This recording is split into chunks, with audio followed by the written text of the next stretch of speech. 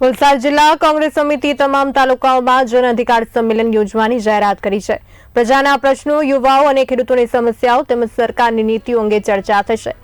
1 September Pardi તાલુકાના નાલા સ્થિત કલ્યાણેશ્વર મહાદેવ મંદિર કેમ્પસમાં 72મી ઐતિહાસિક ખેડ સત્યાગ્રહ કિસાન રેલી યોજાશે।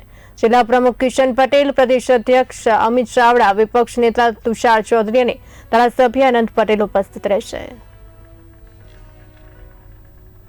આખા વલસાડમાં સંગઠન સૂજન અભિયાન હેઠળ નવા પ્રમુખોની નિયુક્તિ થઈ। એની આજથી ચાર્જ લેવાની વાત કરો કે જાહેરાત કરવાની વાત કરો, એક પહેલો મુદ્દો હતો।